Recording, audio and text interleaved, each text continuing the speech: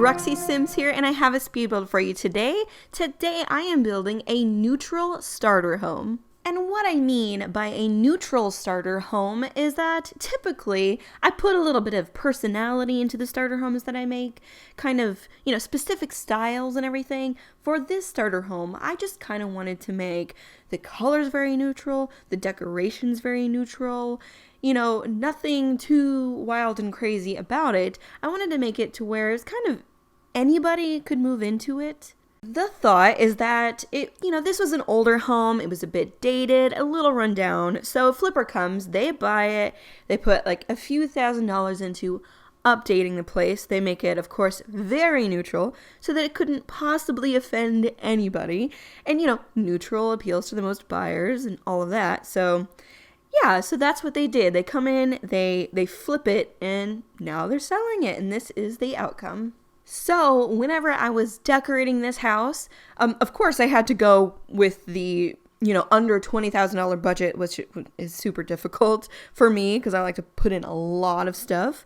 So I had to keep that in mind. But I also tried to think very much like a flipper. Like, what would a flipper put into this house that's super neutral, appeals to the most people, etc., etc. So that's what I had to keep in mind.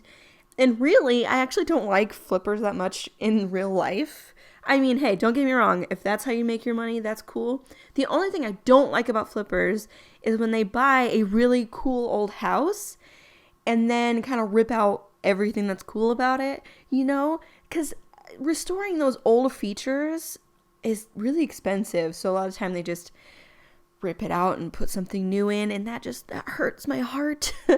That's a sin. So as long as they don't do that, then I'm totally cool with it. What gave me the idea to make this starter home very neutral in the first place was the fact that I'm building in Newcrest. So I'm making a starter home, at least one for every single world, or at least almost every single world for sure, for my save file. And so whenever I got to Newcrest, I was just looking around Newcrest, and obviously it comes completely empty.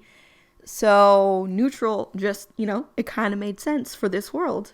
Newcrest really doesn't have a specific style, so I went with no real specific style for this place.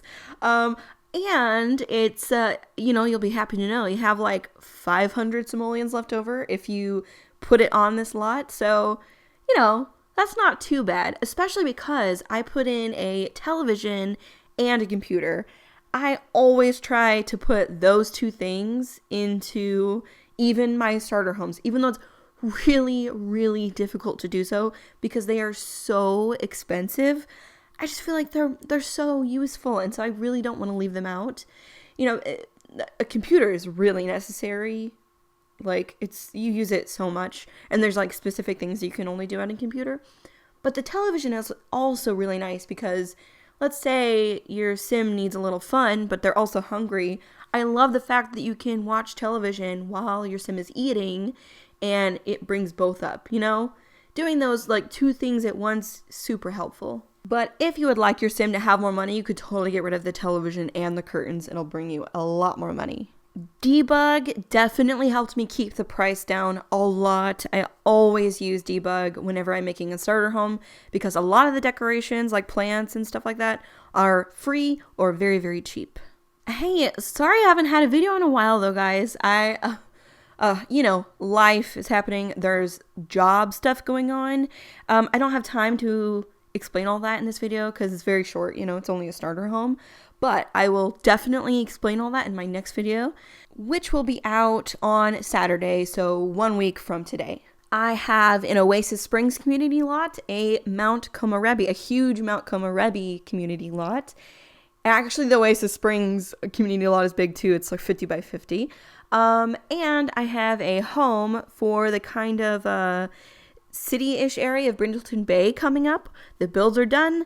The videos are edited. I just got to do voiceovers, so stay tuned for that. Well, I'm just about done, so I just want to thank you so much for watching. It means the world to me. As always, this will be on the gallery, or if you need the try files, you can find those on my Patreon. If you like this video, please give it a thumbs up and subscribe, and I hope to talk to you all again very soon. Bye, everybody!